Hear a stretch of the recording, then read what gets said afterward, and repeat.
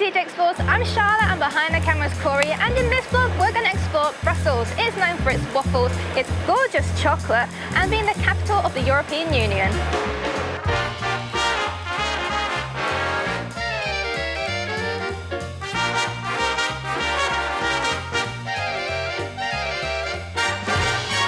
So we are staying at the Hugger Hotel here in Brussels. We really love it. It's beautifully decorated inside. As you can see, the stairwell was amazing. That was probably the reason I booked the hotel, not gonna lie. But yeah, it's a great location too, just so close to Louise Street, which is like a main hub where you can get the metro into the city. So we recommend this area, but obviously there is loads of hotels to choose from. If you're looking for a nice mid-range hotel, definitely check this one out.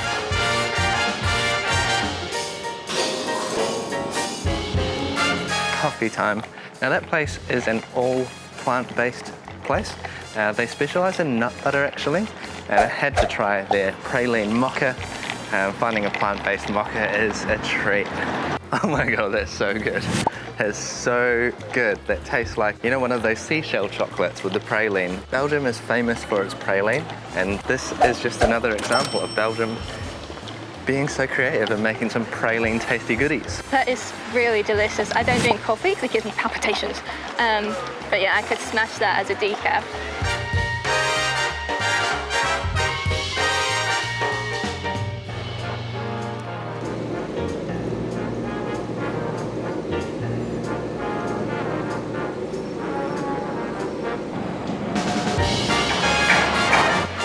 Our time off in Brussels in the Grand Place. We're here nice and early. We actually grabbed breakfast just around the corner at a nice acai cafe.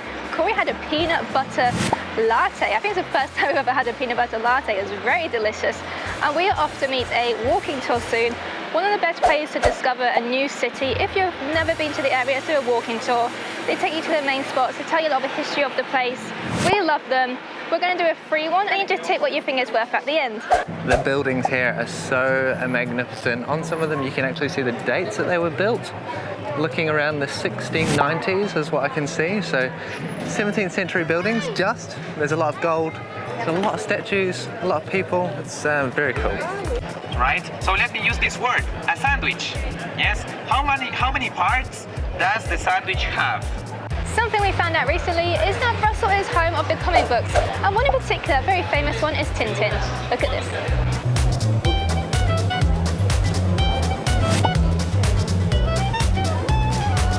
Probably the most famous landmark in all of Brussels is Mannekin Pis. This little guy draws a big crowd. He's kind of like in all like the little souvenir shops. Like in Paris you buy the Eiffel Tower, in Brussels you buy Mannekin Pis.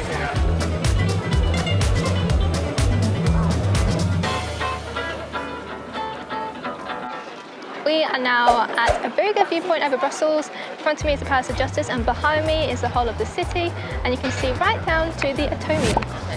There is scaffolding on the Palace of Justice. It has been there for 28 years because the two governments don't agree on who's going to pay for the restoration of that huge building.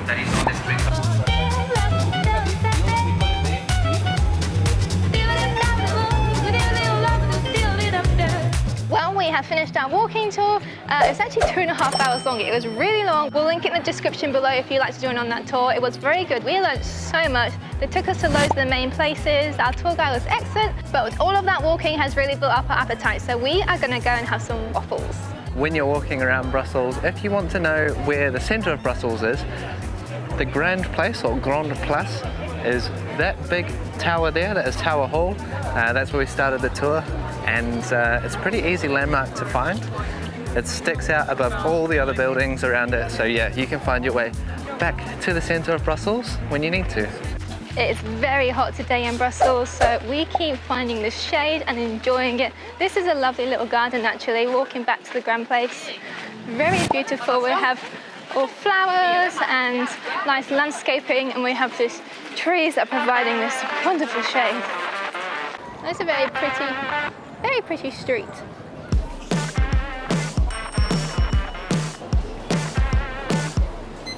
Thank you. We have found vegan waffle. So we have been craving crepes all through France, and we didn't make it to the vegan crepe place, but we have found a vegan waffle place, so we get to enjoy this beautiful Belgian dessert with chocolate sauce. I feel incredibly guilty because I had to put about a quarter of it in the bin. It was just a bit heavy and sickly. I think if it was like half the size, probably would have been ideal. Corey ate it all, but now his stomach hurts. But if you're looking for a vegan waffle, you can join in. It was tasty. Just, oh, I think we're gonna go find somewhere to sit down. This is the Atomium, built in 1958 for the World Expo, which was held here in Brussels. Now, if you're thinking that looks like an atom, you'd be correct. It's actually an iron atom and is magnified 165 billion times. So at the Atomium, it's actually a park nearby and you can walk through it. It's very beautiful and they have a water fountain at the end of the road.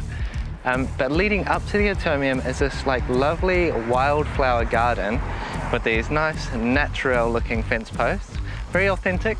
Inside the Atomium you can actually go up there. We've been up there in winter. We were able to watch the sunset from the top with a nice Trappist beer I think I had at the time.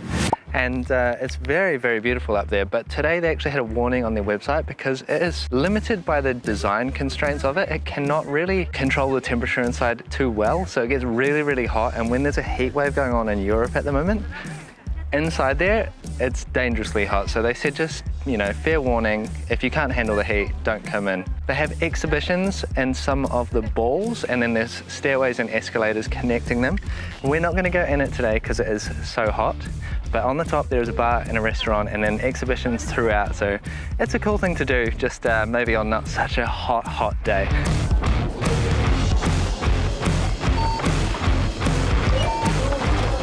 Next to the Notre Dame in Brussels is this beautiful park. It actually used to be a cemetery and now it is all landscaped. You can't walk on the grass, you do get told off. There's some beautiful sculptures around and the two guys that are up on the fountain, actually famous figures in Brussels. They were executed in the town square in the Grand Place a few centuries ago. I think that they were trying to establish some kind of independence from Spain and the cousin of one of the men there, I think he was the Spanish king, he didn't like that and he showed them how much he didn't like that. Nowadays though, this place is a beautiful little oasis. People can come and remember their story and they can come and just take in the surrounding area. You have this view, but if you look over this way, you have the Notre Dame.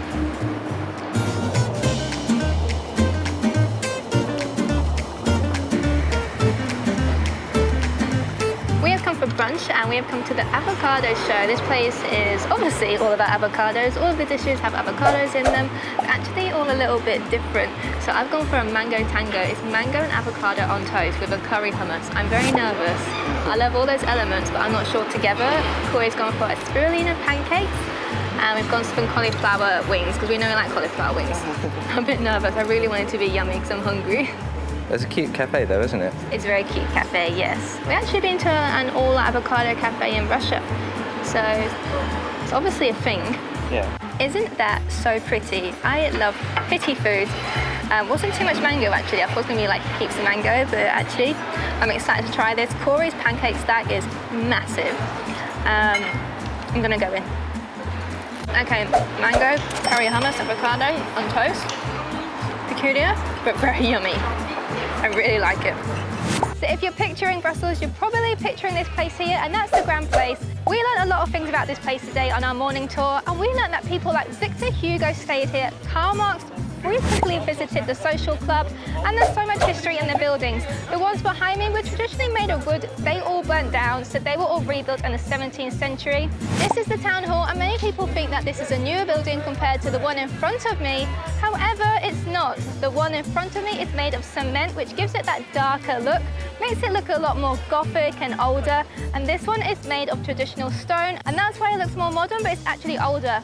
The town hall itself is supposed to be symmetrical, but if you look at it closely, it is not at all. There's loads of differences between it, and it was actually a big headache for the architects of the time. So much so that that poor architect actually committed suicide off the building.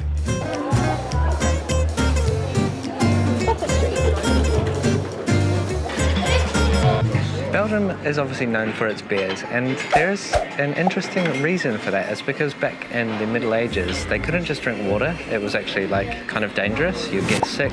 So what they did is they turned it into beer. That made it safe to drink. So there was Trappist monasteries, and they made these famous beers. They still exist, and you can go to them around Belgium as well. This one here is a Westmalle triple. It is 9.5%. It's a very high percentage beer. Most Trappist beers are. And I'm going to try it for the first time. It's actually very delicious. Not sure if it's just because it's a really hot day, but that is gorgeous. Very good. And one thing that we've got to do while we're in Brussels is try their frites, which is their Belgian fries. We haven't tried them yet, which is crazy because I'm a potato addict. There's a couple of choices for us. One that we saw when we first got here, crazy busy, but there's also one that got recommended to us. We're not sure where we're going to go yet, we'll see. First up is Fritterie Tabora. This was recommended by our tour guide yesterday. Okay, we have had success. I've got some sauce. There's so many different types of sauce to choose from. They just have oodles and oodles of sauce, but this one was vegan as well as a tomato sauce.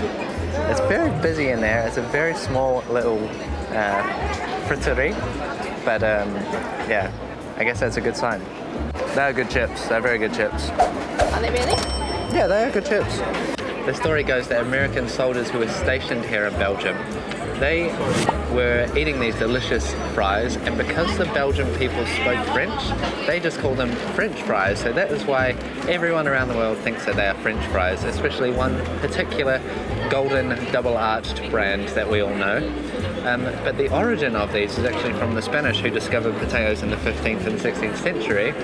And what happened in Belgium, because Belgium was a part of the Spanish kingdom, they used to fry small fish in oil, and in the winter they ran out of fish, or they couldn't find the fish because the lakes and rivers were frozen.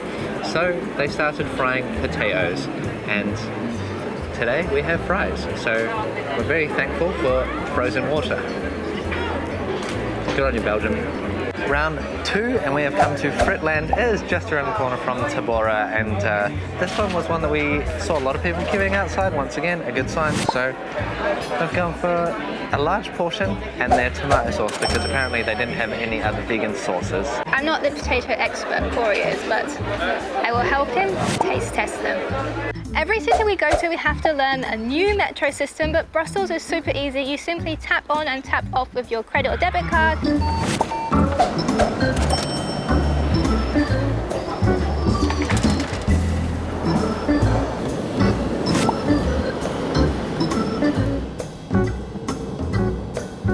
So for dinner we have come to Le Botaniste. This is a completely vegan and organic food place, and you get to make your own bowl. You also can choose off the menu. So I've made my own, and Corey's gone for a chili sin carne, so no meat, and I've gone for a mix of loads of different things, bolognese and a Moroccan stew and steamed veggies. It's really nice in here, and they have more than one cafe actually around Brussels, so it must be good. Let's try it out. Well, that was delicious. I think we really needed such a wholesome meal after a massive day exploring Brussels in this heat. We were really knocked out this afternoon, so having some really good food was lovely. It's a great little venue, and this area here is called Ixelles. It's actually, you can tell by the kind of people that we're seeing in the street and in the bars and stuff, it's kind of like a hipster area, like the cool part of Brussels. We actually heard that from our tour guide today as well, so we'll show you a little peek of what Ixelles is like on the street as we make our way home.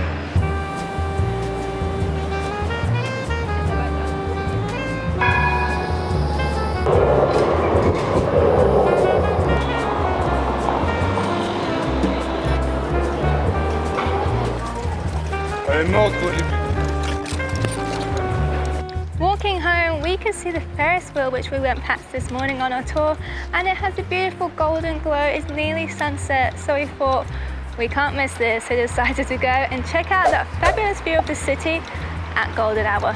Yeah, what a beautiful spot to watch the sunset, possibly the best one in Brussels. Top thing to do. There's also some rooftop bars around Brussels, so that will be fabulous. We actually passed some walking this way, but I think one of the best views, apart from being here, will be up there on the Ferris wheel too.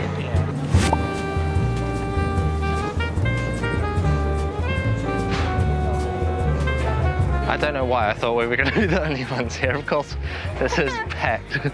And there's a bar here too, so there's a few people just getting some drinks, enjoying the sunset and having a drink. And you can see a lot of the landmarks here in Brussels, so it is a fantastic spot to come. We can vouch for that.